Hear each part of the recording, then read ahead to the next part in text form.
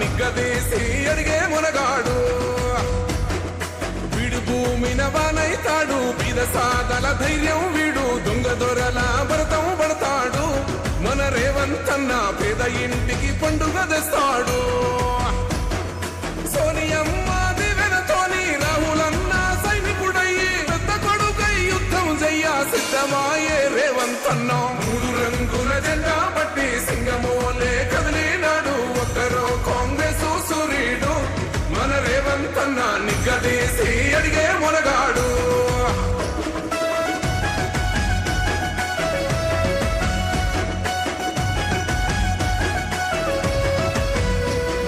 దాడులెన్ని జరిగిన గాని దడువలేదు రేవంతన్న, గంతకంత ఎత్తుకు ఎదిగాడు.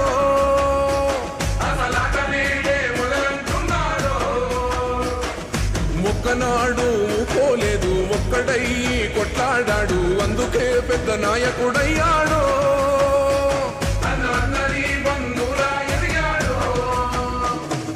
అమరవీరుల త్యాగం చూసి అమ్మ సోనియ చలువతోటి వచ్చిన మన తెలంగాణ రక్షణే చేయమంటున్నాడు. 3 రంగుల జెండా బట్టి సింగమోలే కదిలినాడు, ఒక్కరో కాంగ్రెస్.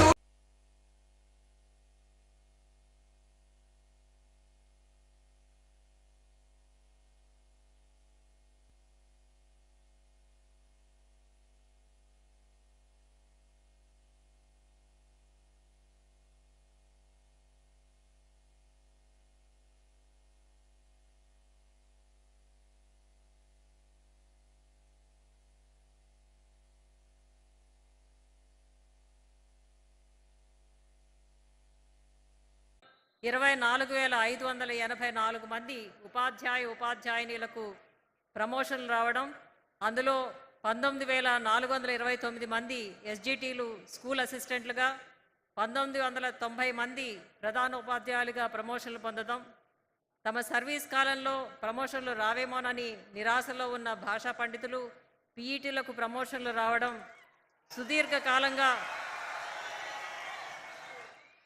సుదీర్ఘకాలంగా ఉన్న వివాదాలకు ముగింపు రావడం ఎంతో సంతోషదాయకం. ప్రమోషన్లు అందుకున్న మీ అందరికీ నా శుభాకాంక్షలు.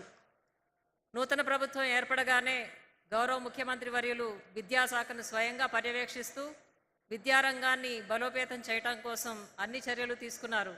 అందులో కొన్ని ముఖ్యమైనవి: దీర్ఘకాలంగా ఖాళీగా ఉన్న 11,062 పోస్టులతో డిఎస్సి నోటిఫికేషన్ ఇవ్వడమే కాకుండా ప్రస్తుతం పరీక్షలు జరుగుతుండడం, అమ్మ ఆదర్శ పాఠశాలల పేరుతో మహిళా స్వయం సంఘాల భాగస్వామ్యంతో పాఠశాలలకు అవసరమైన రిపేర్లు, కనీస వసతులపై దృష్టి సారించటం, అలాగే పాఠశాల ప్రారంభ సమయానికి యూనిఫామ్లు, పుస్తకాలు, నోట్ పుస్తకాలు అందజేయడం, పాఠశాలల రూపురేఖలు మార్చి ఒక మంచి అభ్యాసన వాతావరణాన్ని ఏర్పరచడం జరిగింది.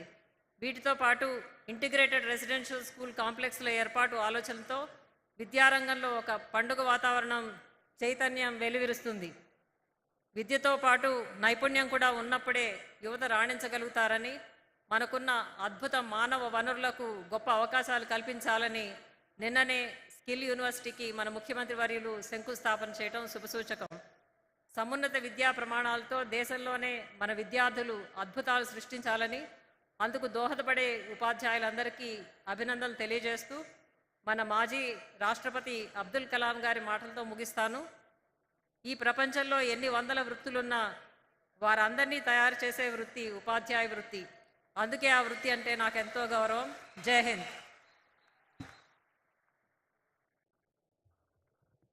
ఈ ప్రపంచంలో ఎంత గొప్ప వ్యక్తి అయినా వాడిని తయారు చేసేవాడు ఉపాధ్యాయుడు అన్న కలాం గారి ఉన్నతమైన మాటతో గౌరవ సిఎస్ గారు తమ సందేశాన్ని, స్వాగత వచనాన్ని చేశారు. ఆచార్య కోదండరామ్ సార్ని మాట్లాడవలసిందిగా సాదరంగా స్వాగతిస్తున్నాం. Professor Kodandaram sir.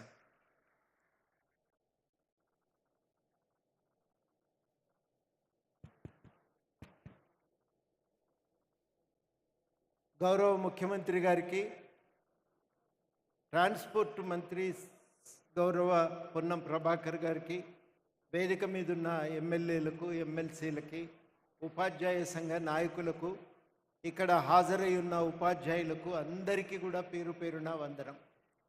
ఇవాళ పొద్దున్నే మీరు అందరూ కష్టపడి స్కూల్కు పోతారు ప్రతిరోజు. ఈరోజు మాత్రం ఈ ఎల్బీ స్టేడియంకు ప్రయాణం అయ్యి వచ్చింది. నాకు తెలిసి ఎన్నడూ కూడా ఇటువంటి ఒక సమావేశం జరగలేదు. మొట్టమొదటిసారి సమావేశం జరుగుతున్నది. దాదాపు ఒక 25,000 30,000 ఇవాళ ఈ సభ ప్రాంగణంలో హాజరై ఉన్నారు టీచర్లు. నిజంగా కూడా ఒక పండుగ వాతావరణమే కనబడుతున్నది. ఎందుకు పండుగ జరుగుతున్నదంటే ప్రతిసారి మనం పత్రికలో కథ చదువుతాం, ఈ పండుగ వెనుక కథ ఇది అని. మన పండుగకు ప్రధానమైన కథ ఏంటంటే ప్రమోషన్లు వచ్చినాయి. జీవితకాలంలో ఒక్కసారైనా ఒక ప్రమోషన్ను చూస్తావా అని నిరాశలో ఉన్నటువంటి ఉపాధ్యాయులకి ఈ ప్రమోషన్ రావటం ఎంత కీలకమో నాకు తెలుసు.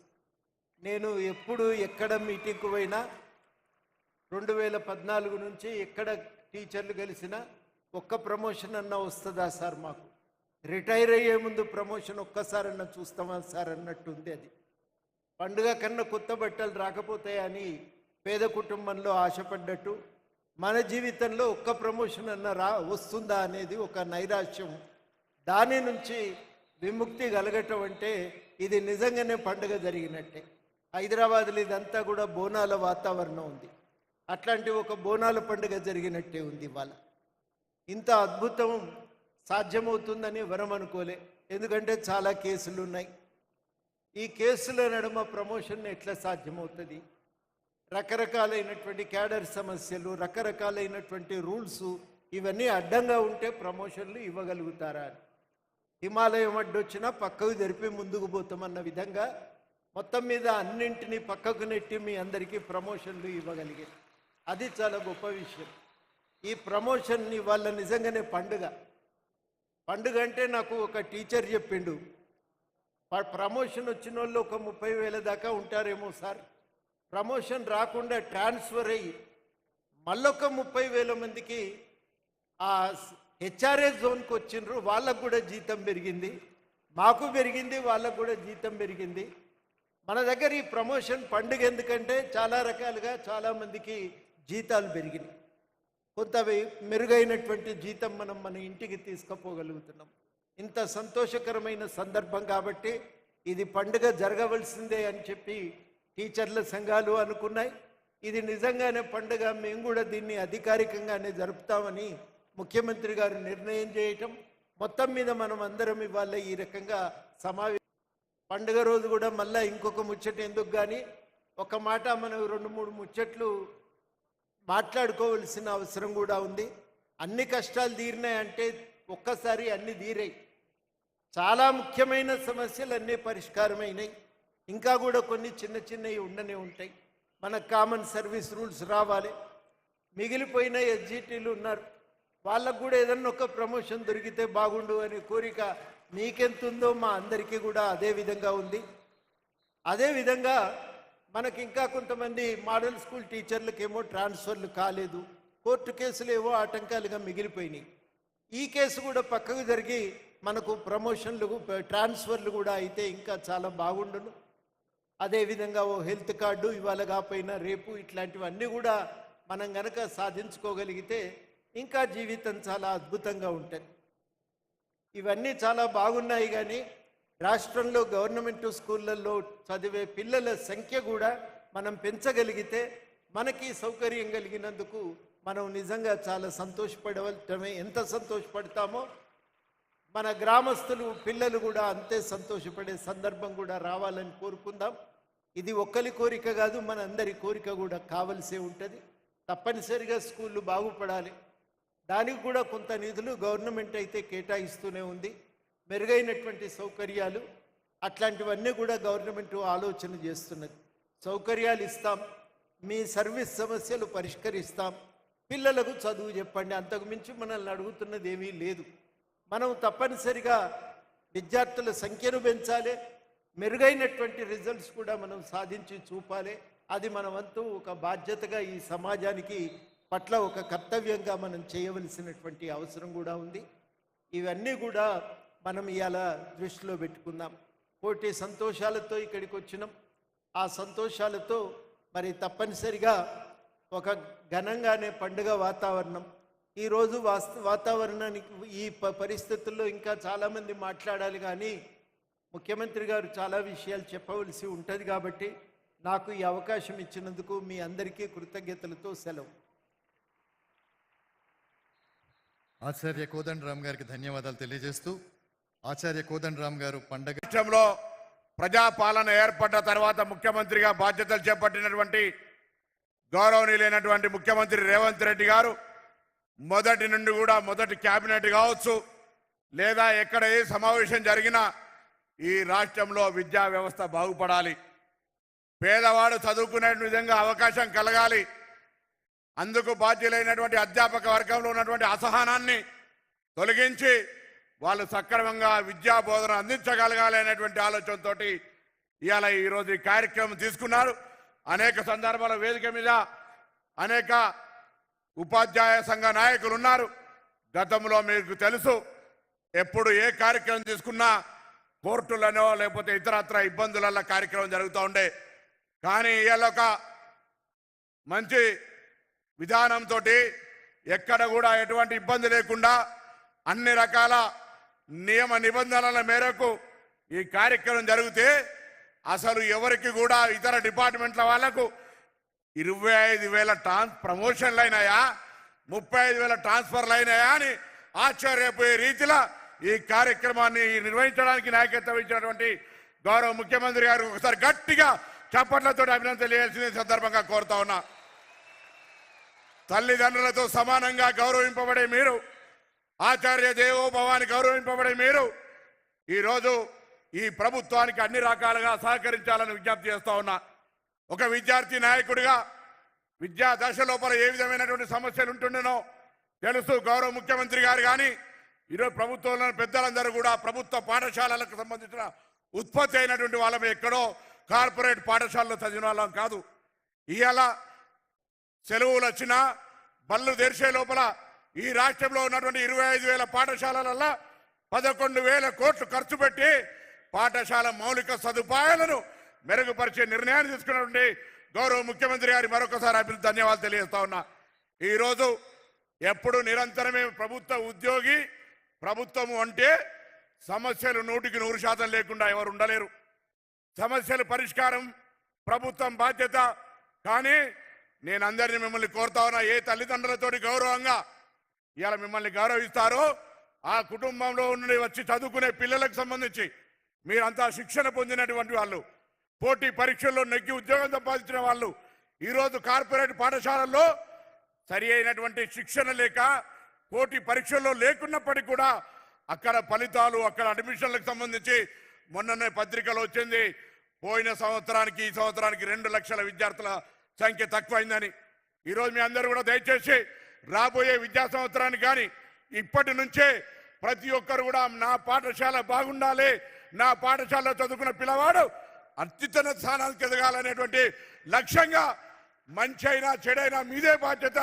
ఆ గ్రామంలో పాఠశాలలో చదివి బయటికి వచ్చేటువంటి ఒక విద్యార్థి ఈ దేశ సంపద, ఈ తెలంగాణ సంపద, తెలంగాణ అభివృద్ధికి దోహదపడే విధంగా మీ యొక్క ఆశీర్వచనము, విద్యా బోధన సహకారాలు, తెలంగాణ ఉపాధ్యాయ సంఘాల నాయకులుగా తెలంగాణ సాధన కోసం పోరాడి రానాడు. ఇది మన రాష్ట్రం. మన రాష్ట్రంలో మీ అందరి ఆకాంక్షలకు అనుగుణంగా మార్పు కోరుకొని ఏర్పడ్డ రాజ్యం. ఈ రాజ్యంలో ప్రజలు బాగుండాలి, విద్యార్థులు బాగా చదువుకోవాలనేటువంటి మాట కోరుతూ మరొక్కసారి నీలాగా మీ అందరిలాగా విద్యార్థిగా, విద్యార్థి నాయకుడిగా ఈరోజు రాజకీయాల్లో మరి క్షేత్రస్థాయి నుంచి వచ్చినటువంటి వ్యక్తిగా మీ అందరు మరొక్కసారి ఆచార్య దేవోభావుని గౌరవిస్తూ నమస్కరిస్తూ రాబోయే తెలంగాణ నిర్మాణంలో మీ పాత్ర చాలా పెద్దగా ఉండాలని కోరుతూ అందరు నమస్కారం చెప్తూ సెలవు తీసుకుంటా ఉన్నాను.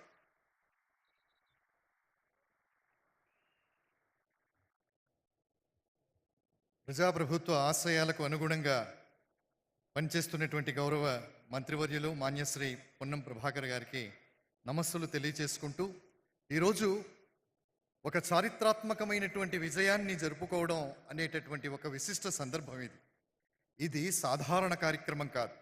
ఇది తెలంగాణ విద్యా ప్రయాణంలో ఒక మైలురాయి కాదు. ఇది దేశ విద్యా ప్రయాణంలోనే ఒక మైలురాయి. ఉపాధ్యాయుల హృదయాలలో ఎప్పటికీ చెదిరిపోని ఒక అందమైన అద్భుతమైన జ్ఞాపకం. దీనికి కర్త, కర్మ, క్రియ, ప్రజాప్రభుత్వ రథసారథి మన ప్రియతమ ముఖ్యమంత్రి గౌరవ రేవంత్ రెడ్డి. సాధారణంగా గౌరవ రేవంత్ రెడ్డి గారిని మాట్లాడవలసిందిగా స్వాగతిస్తున్నాం. మనమందరం లేచి వేలాది మంది ఉపాధ్యాయులతో ఈ ఎల్బీ స్టేడియంలో ఆత్మీయ సమ్మేళనం ఏర్పాటు చేసి మొన్న డిసెంబర్లో జరిగిన ఎన్నికలలో మా పార్టీ, మా ప్రభుత్వం ఏర్పడడానికి సాయశక్తుల సహకరించిన ఉపాధ్యాయుల అందరినీ కలవాలని ఒక ఆత్మీయ సమ్మేళనం ఏర్పాటు చేయాలని పెద్దలు ప్రొఫెసర్ కోదండరామ్ గారితో మాట్లాడి ఉపాధ్యాయ సంఘాలతో సంప్రదించి ఎల్బీ స్టేడియంలో మేము పదవీ బాధ్యతలు తీసుకున్నామో అదే ఎల్బీ స్టేడియంలో ఉపాధ్యాయులతో ఆత్మీయ సమ్మేళనం ఏర్పాటు చేయండి అని చెప్పి మా అధికారులకు కోదండరామ్ గారికి విజ్ఞప్తి చేయడం జరిగింది.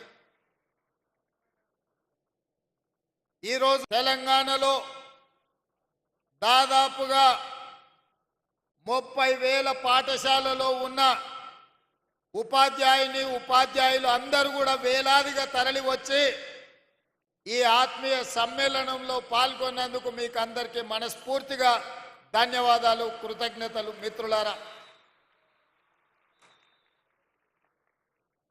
మిత్రులారా, ఎవరైనా తెలంగాణ ఎక్కడుంది, తెలంగాణ భవిష్యత్తు ఎక్కడుంది అని ఈ క్షణం నన్ను అడిగితే తెలంగాణ యొక్క భవిష్యత్తు ఎల్బీ స్టేడియంలో ఉంది. వేలాది మంది ఉపాధ్యాయుల రూపంలో ఈ తెలంగాణ ఉద్యమమే కాదు, తెలంగాణ రాష్ట్ర ఏర్పాటు ప్రక్రియలో తమదైన శైలిలో క్రియాశీలక పాత్ర పోషించడమే కాదు, ఇవాళ 60 లక్షల మంది విద్యార్థులు ఉజ్వల భవిష్యత్తు కోసం తమ తల్లిదండ్రులు కష్టపడి రూపాయి కూడబెట్టి తమ పిల్లలు చదువుకోవాలి, తమ పిల్లలు విద్యలో రాణించాలి, వాళ్ళు డాక్టర్లు, లాయర్లు, విద్యార్థులను మీ చేతిలో పెట్టినరు. అదే తెలంగాణ భవిష్యత్తు. ఆ తెలంగాణ భవిష్యత్తు మీ చేతిలో ఉంది అని చెప్పి నేను చెప్పదలుచుకున్నా. ఇవాళ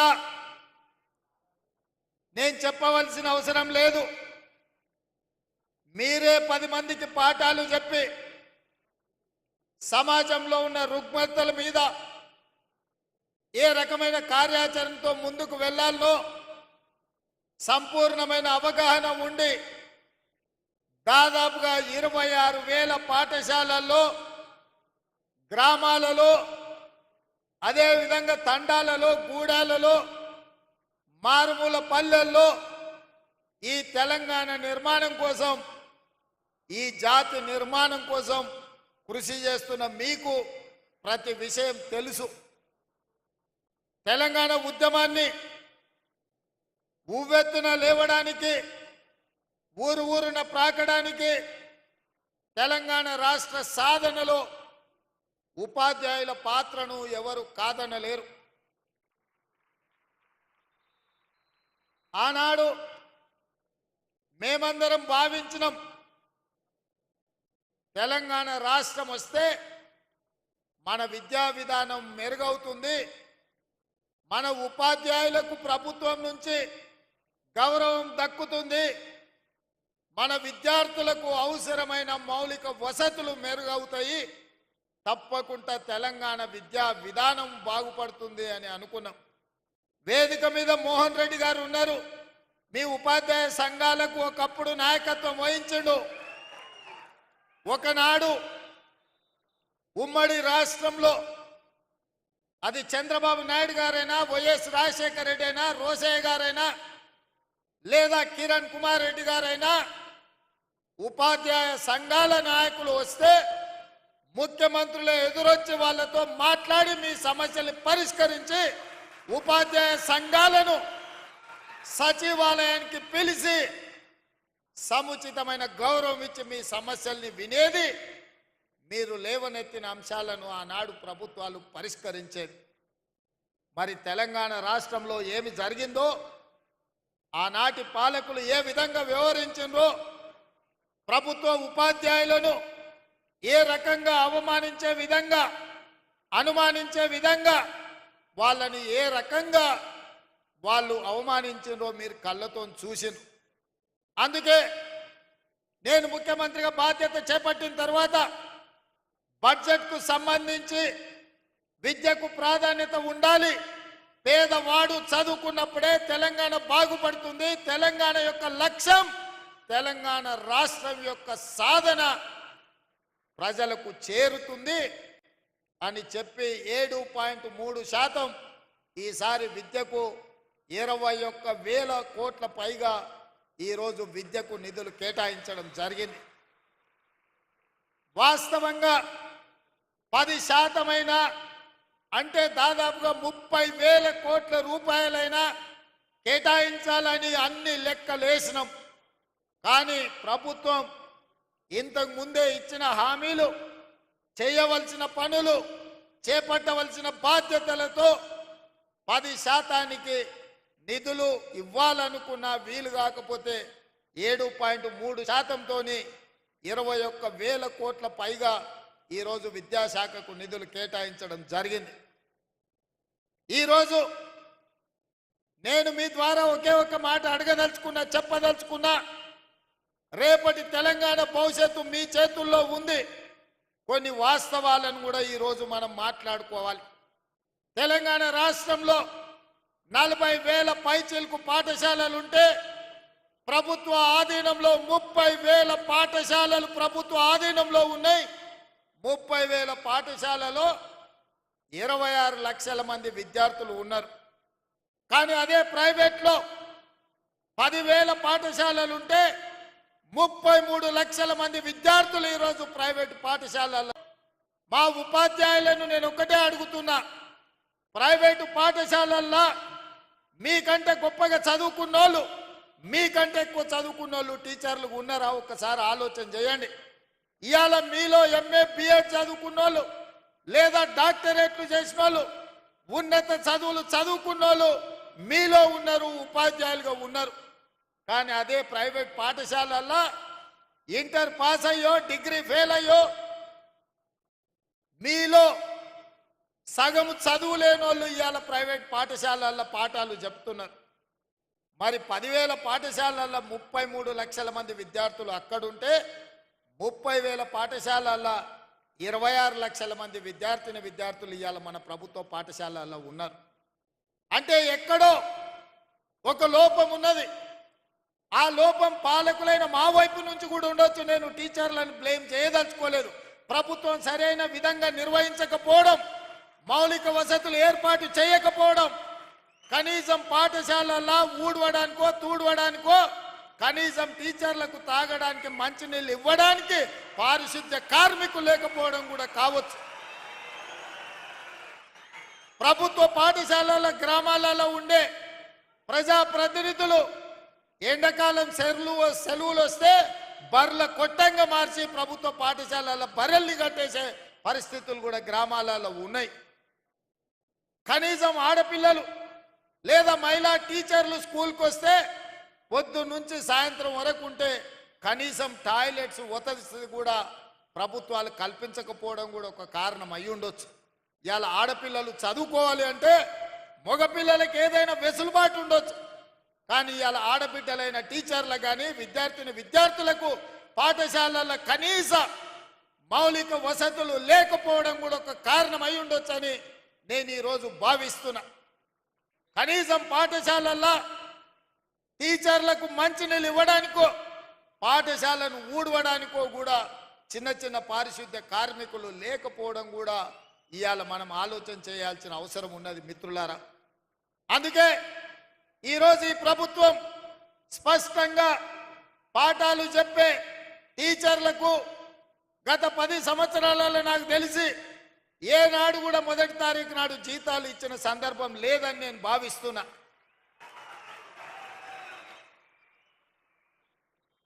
మీరు మీ పిల్లల చదువుల కోసమో ఇల్లు కొనుక్కోవడానికో కారు సైకిల్ మోటార్ లోన్ తీసుకుంటేనో ఏదైనా బ్యాంకుల్లో అప్పు తెచ్చుకుంటే మీరు ఇచ్చిన చెక్కులు సరైన సమయంలో మీకు జీతాలు రాకపోతే చెక్కులు బౌన్స్ అయిపోయి మీ సిబిల్ స్కోర్ ఖరాబ్ అయిపోయి బ్యాంకులు కూడా నమ్మని పరిస్థితులు ఇవాళ వచ్చినాయి, దాపురించినాయి గత 10 సంవత్సరాలలో. అందుకే నేను ఆలోచన చేసిన మొట్టమొదట ప్రభుత్వం ఒక యజమాని, ఆ యజమాని పరిధిలో పనిచేసే దాదాపుగా 5 లక్షల మంది ఉద్యోగులకు తమ యజమాని మీద విశ్వాసం ఉండాలి, తమ యజమాని మీద నమ్మకం ఉండాలి.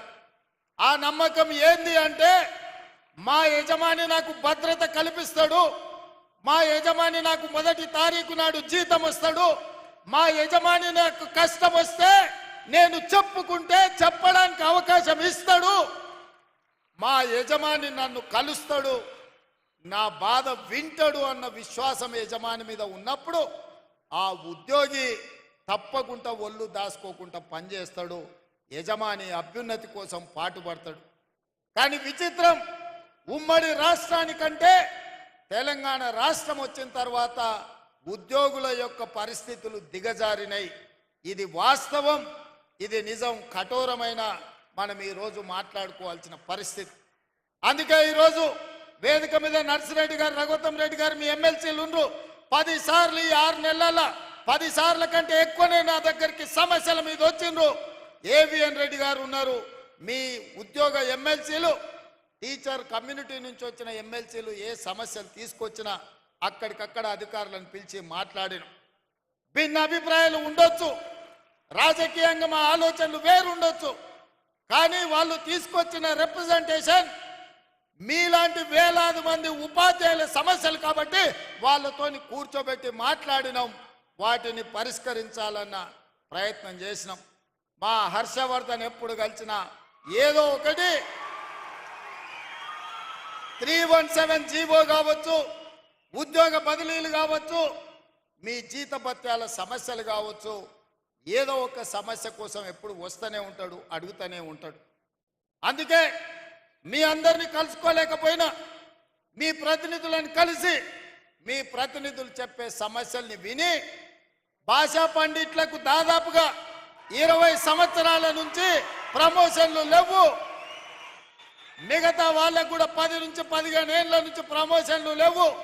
పెద్దలు కోదండరామ్ గారు చెప్పినట్టు మా జీవిత కాలంలో ఒక్క ప్రమోషన్ అయినా చూస్తామా, చూడకుంటేనే రిటైర్ అయిపోతామని ఆవేదన చెందుతున్నారని నా దృష్టికి తెచ్చింది. బదిలీల విషయం మీకు తెలుసు, టీచర్లను ముట్టుకోవాలంటే ఎవరైనా భయపడతారు.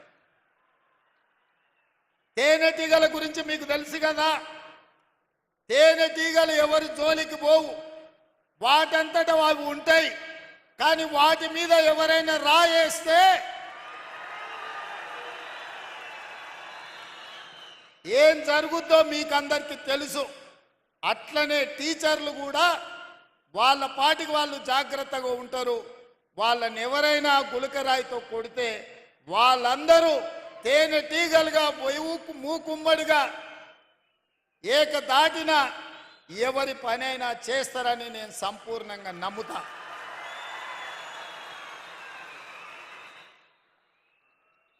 మంది భయపెట్టిండ్రు టీచర్ల ప్రమోషన్ల విషయం ప్రస్తావించినప్పుడు. సార్ ఎవరి జోలికైనా పోవచ్చు కానీ టీచర్ల జోలికి పోకు సార్ అని అంటే నేను అన్నా. బదిలీల విషయం అప్పుడు కూడా అదే మాట చెప్పినారు. నేను ఒకే ఒక మాట చెప్పిన, మనకు స్వార్థం ఉంటేనో, మనకు వాళ్ళకి అన్యాయం చేయాలన్న ఆలోచన ఉంటేనో, వాళ్ళ నమ్మిక ఉన్న సమస్యల్ని ప్రమోషన్లను ఇవ్వాలి, వాళ్ళ సమస్యల్ని పరిష్కరించాలి. ఏవైనా సమస్యల పరిష్కారంలో చిన్న చిన్న కొత్త సమస్యలు వస్తే ఈ ప్రభుత్వం సావధానంగా వింటుంది, ఈ ప్రభుత్వం ఆ సమస్యలను కూడా పరిష్కరిస్తుంది. నా చిత్తశుద్ధిలో నా ప్రయత్నంలో లోపం లేనప్పుడు తప్పకుండా టీచర్లు అర్థం చేసుకుంటారు, ఆ టీచర్లు సహకరిస్తారని చెప్పిన మా అధికారులను అందరినీ బుర్రా వెంకటేశ్వరం గారిని, దేవసేన గారిని, మిగతా అధికారులందరినీ పిలిచి చెప్పిన మీరు అందుబాటులో ఉండండి, ఎవరు వచ్చినా మాట్లాడండి, మనం ఏ మంచి లక్ష్యం కోసమో వాళ్ళ కోసమే చేస్తున్న ప్రయత్నాన్ని వాళ్ళకి వివరించండి అని చెప్పిన ఆ ప్రయత్నం విజయవంతమైంది. ఇవాళ దాదాపుగా 24,000 మంది టీచర్లకు, అదేవిధంగా గురుకులాలతో మొదలు పెడితే 30,000 మంది టీచర్లకు పైగా ఈరోజు ప్రమోషన్లు ఇచ్చినాం. 35,000 మందికి పైగా బదిలీలు చేసినాం. అందుకే ధైర్యంగా ఈరోజు వేలాది మంది టీచర్ల మధ్యలో ఈ రాష్ట్ర ముఖ్యమంత్రిగా ఎల్బీ స్టేడియంలో మీ కుటుంబ సభ్యుడిగా మీ దగ్గరకు వచ్చి నిలబడి ప్రతి నెల 1వ తారీఖు నాడు మీకు మీ జీతం మీ ఖాతాలో పడే బాధ్యత నాది, ఈ ప్రభుత్వం మీకు అండగా ఉంటుందని చెప్పడానికే ఇక్కడికి రావడం జరిగింది.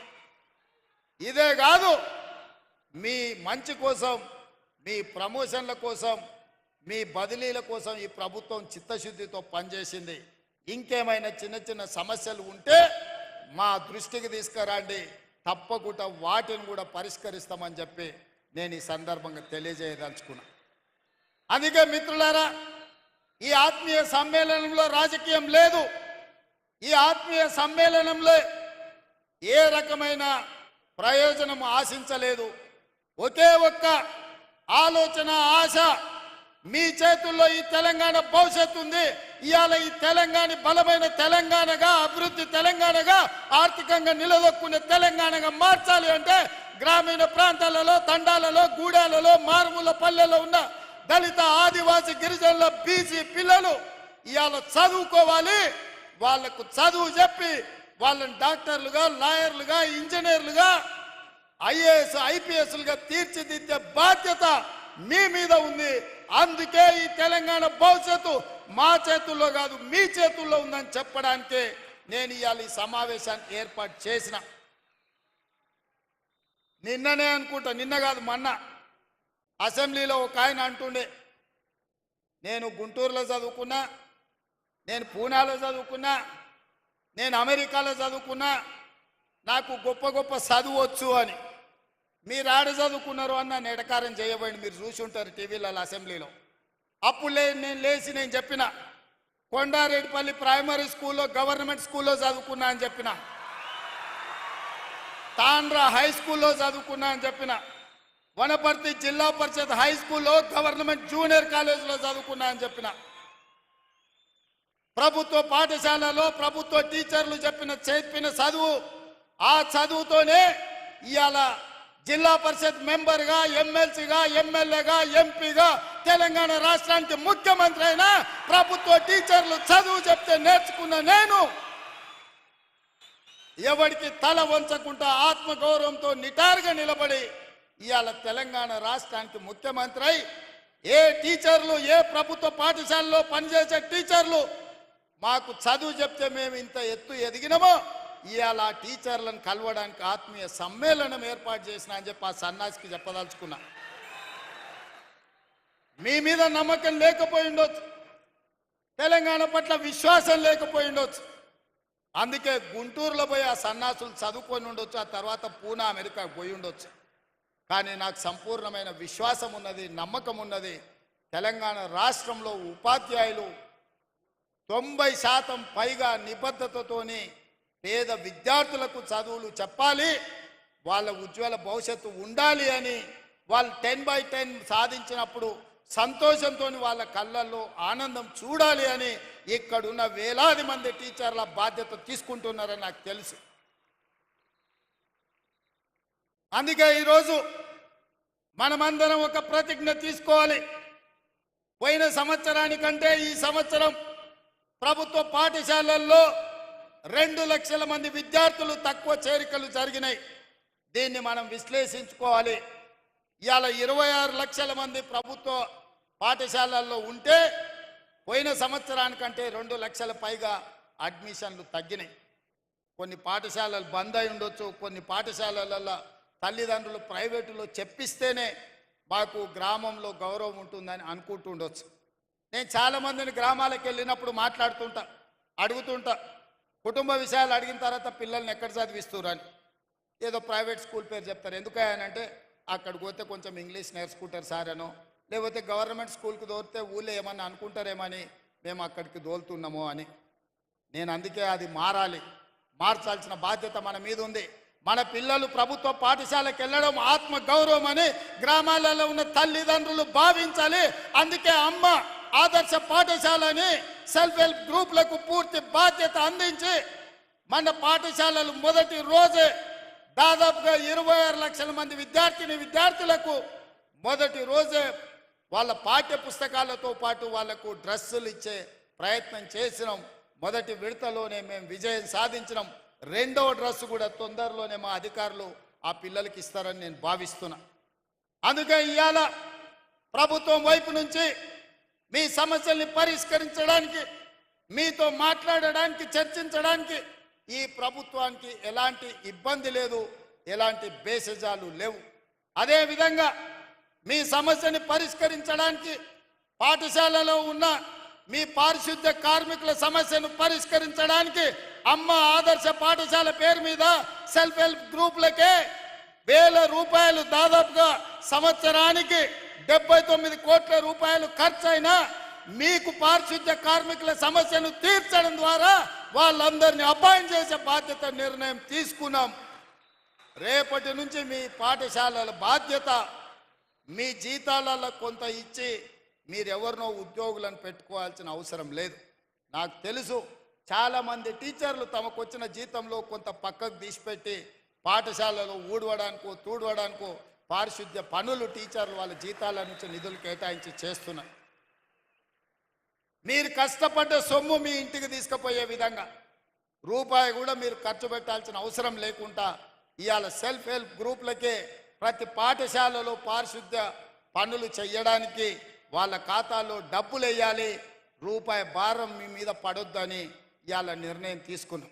అదేవిధంగా వ్యవసాయానికి ఉచిత కరెంట్, ఇళ్లలో ఉచిత కరెంట్, ఇన్ని ఉచిత కరెంట్లు ఇచ్చినప్పుడు పాఠశాలల్లో కంప్యూటర్లు ఉండాలన్నా, లేకపోతే సాంకేతిక నైపుణ్యం పెరిగిన ఈ సందర్భంలో మీరు అక్కడ వాళ్ళకి విద్య చెప్పాలి అని అంటే విద్యుత్ ఉండాలి.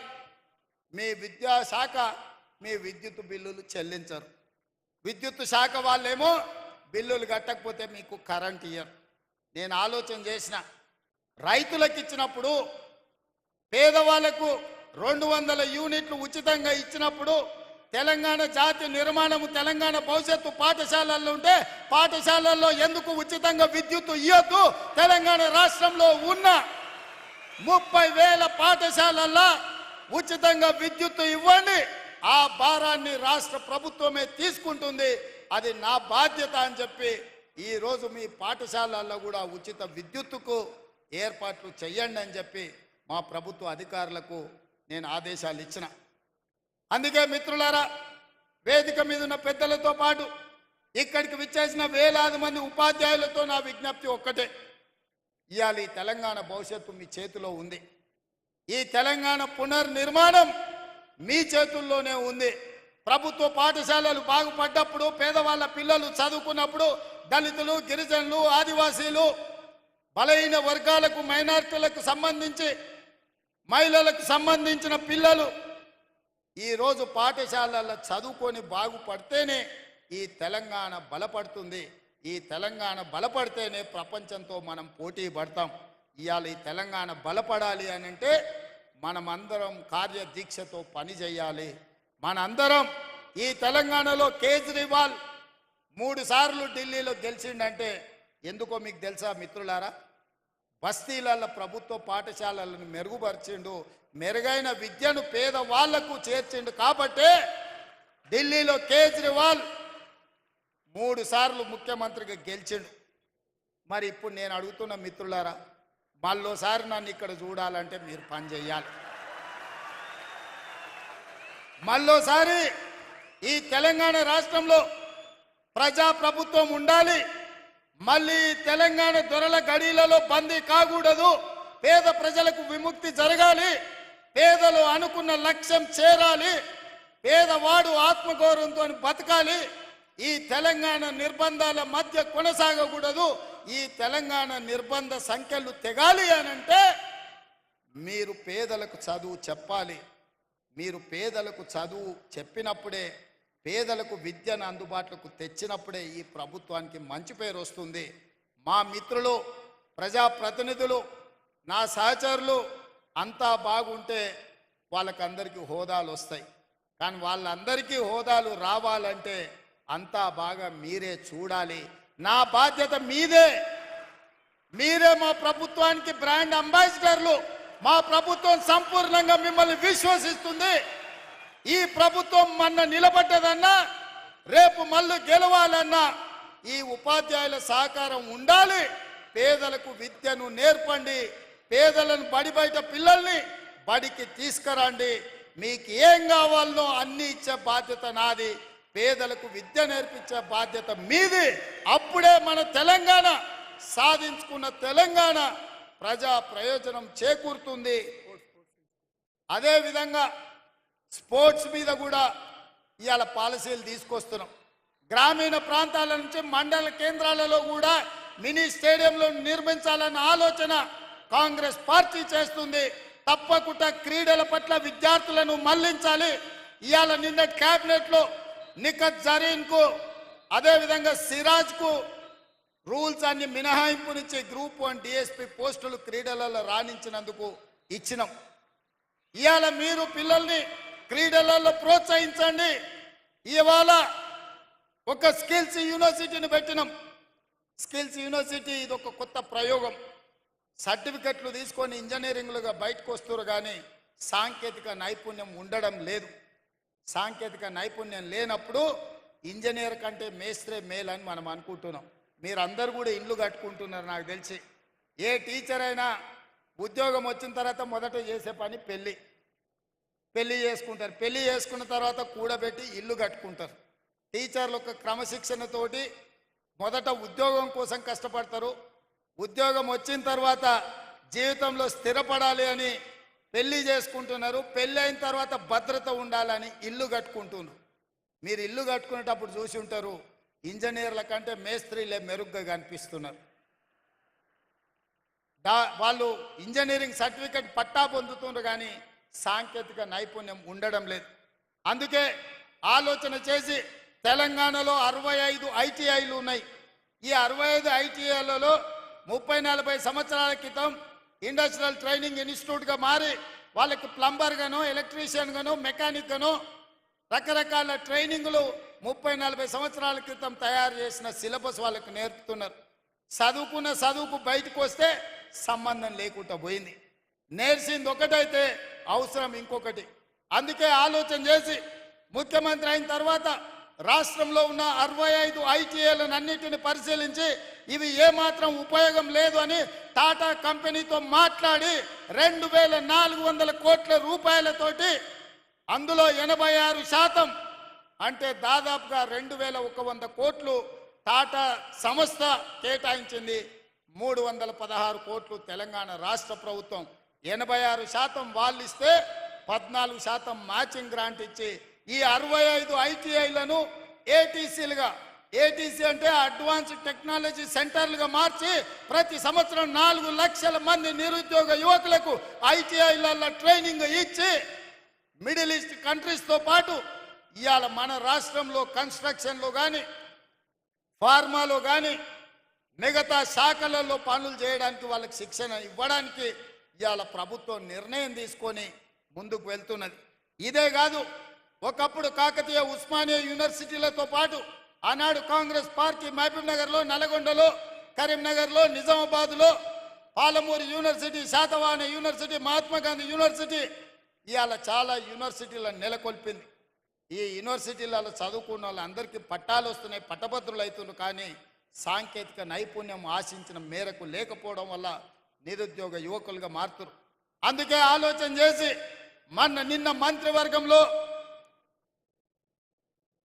నిన్న మంత్రివర్గంలో యంగ్ ఇండియా స్కిల్స్ యూనివర్సిటీ మొత్తం పీపీపీ మోడల్లో పబ్లిక్ ప్రైవేట్ పార్ట్నర్షిప్ లో ప్రభుత్వం వైపు నుంచి సహకారాన్ని అందించి ఎప్పటికప్పుడు నూతన సిలబస్ ని కార్పొరేట్ కంపెనీలను కూడా అందులో భాగస్వాములను చేసి డాక్టర్ రెడ్డి ల్యాబ్స్ నుంచి మొదలు పెడితే SBI వరకు వివిధ రంగాల సంస్థలను పనిచేసే వాళ్ళని భాగస్వాములను చేసి సిలబస్ వాళ్ళే తయారు చేపిస్తారు, శిక్షణ వాళ్ళే ఇస్తారు, శిక్షణ పొందిన విద్యార్థులను వాళ్ళే వాళ్ళ సంస్థలలో ఉద్యోగాలు ఇచ్చే విధంగా వాళ్ళతోని ఒప్పందాలు చేసుకొని ముచ్చర్లలో 57 ఎకరాలల్లా 150 కోట్లతోని యంగ్ ఇండియా స్కిల్స్ యూనివర్సిటీని నిన్న ప్రారంభించుకున్నాం.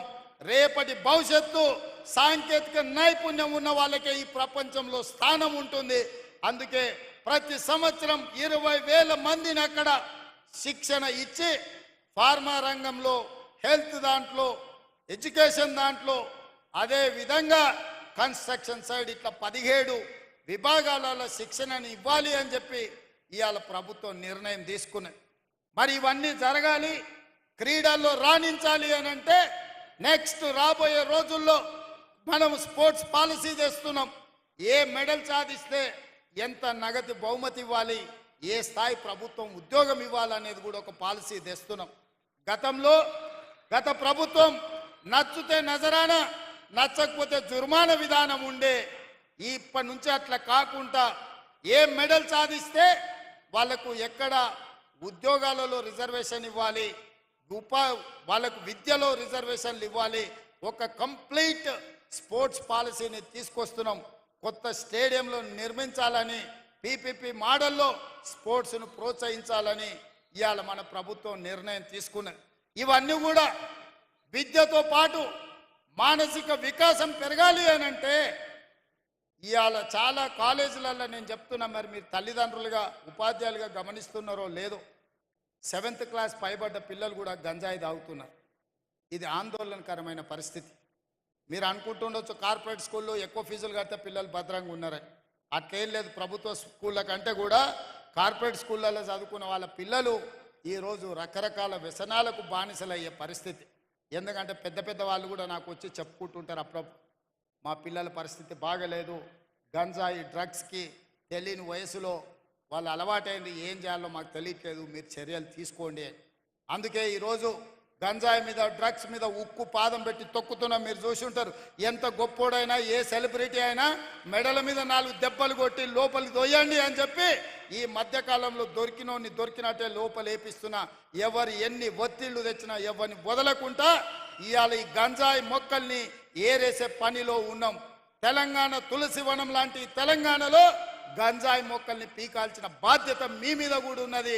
ఇవాళ విద్యార్థులు బానిసలు కాకుండా చూడవలసిన బాధ్యత మన మీద ఉన్నది.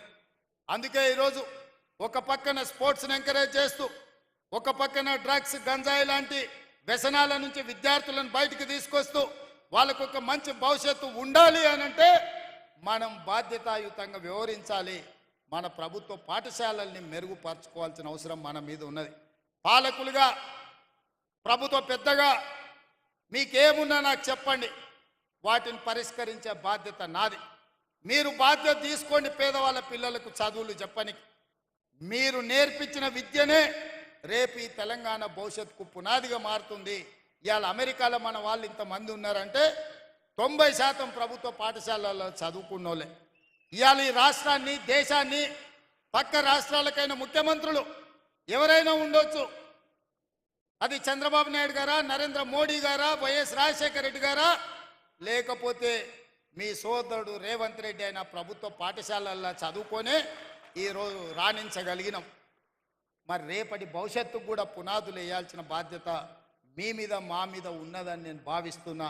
అందుకే మిత్రులారా, ఈ ఆత్మీయ సమ్మేళనానికి దూర ప్రాంతాల నుంచి వచ్చి ఈ సమావేశాన్ని, సమ్మేళనాన్ని విజయవంతం చేసి మీరు తప్పకుండా ఈ LB స్టేడియం నుంచి ఒక స్ఫూర్తిని తీసుకొని, ఒక నమ్మకాన్ని, ఒక విశ్వాసాన్ని పేద విద్యార్థులకు కలిగిస్తారని, మీరు వెనక్కి వెళ్ళితే మీకు ఒక లక్ష్యం ఉంటుంది. ఆ లక్ష్యం పేద పిల్లలకు విద్య నేర్పడమే. పేద పిల్లల్ని క్రీడాకారులుగా తీర్చిదిద్దడంగానే మీరు వెనక్కి వెళ్తారని నేను భావిస్తున్నా. మీరందరూ ఆ కార్యక్రమానికి మనమందరం అంకితం అవుదామా? అవుదమన్నోళ్ళు అందరూ చేతులు ఎత్తండి పైకి. అందరు చూస్తున్న వెనకాల అక్కడ పైన మా అక్కలు కొంతమంది చేతి ఎత్తున్నట్లేరు. నాకు ఇక్కడ లైవ్లో కనిపిస్తుంది ఆన్ స్క్రీన్ మీద వెనకాల ఉన్న వాళ్ళు కూడా. మీ అందరూ సిద్ధమేనా? సిద్ధమేనా? సిద్ధమేనా? తప్పకుండా మన స్కూళ్ళను మనం బాగుపరుచుకుందామా? మన పిల్లల భవిష్యత్తును మనం తీర్చిదిద్దుదామా? సిద్ధమా? సిద్ధమా? ధన్యవాదాలు సోదరులారా.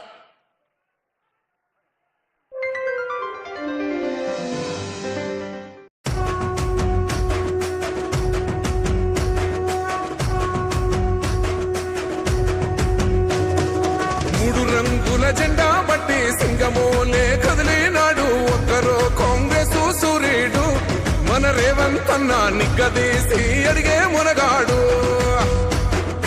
వీడు భూమిన వానైతాడు బీద సాదల ధైర్యం వీడు దొంగ దొరల భరతం పడతాడు. మన రేవంత్ అన్న పేద ఇంటికి పండుగ తెస్తాడు. సోనియమ్మ దివెనతోని రాహులన్న సైనికుడయ్యి పెద్ద కొడుకై యుద్ధం చెయ్య సిద్ధమాయే రేవంత్ అన్న.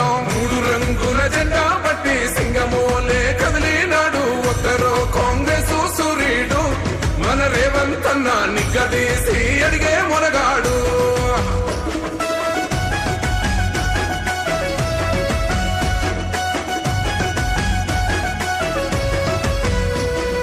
దాడులెన్ని జరిగిన గాని దడువలేదు రేవంత్ అన్న గంతకంత ఎత్తుకు ఎదిగాడు.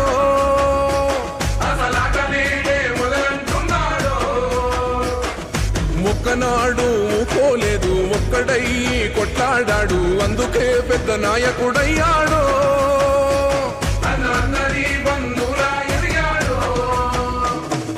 అమరవీరుల త్యాగం చూసి అమ్మ సోనియ చలువతోటి వచ్చిన మన తెలంగాణ రక్షణే ధ్యేయమంటున్నాడు. మూడు రంగుల జెండా బట్టి సింగమోలే కదిలినాడు ఒక్కరో కాంగ్రెస్ సూర్యుడు మన రేవంత్ అన్న నిగ్గదీసి అడిగే మునగాడు.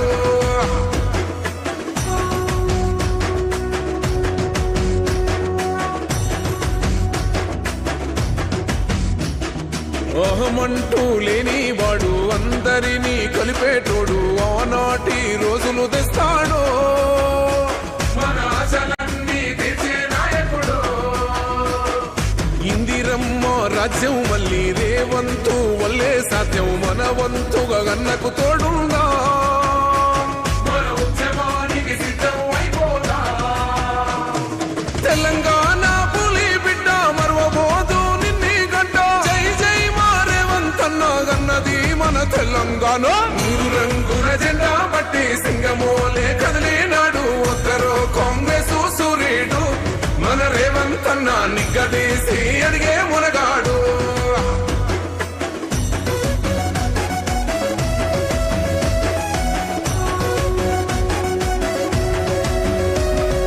రాజ్యమొచ్చి ఏడేళ్ళాయే రాతలింకా మారకపాయే మోసగాడి చేతుల జిక్కిల్ది. రాష్ట్రం మొదటి కన్నా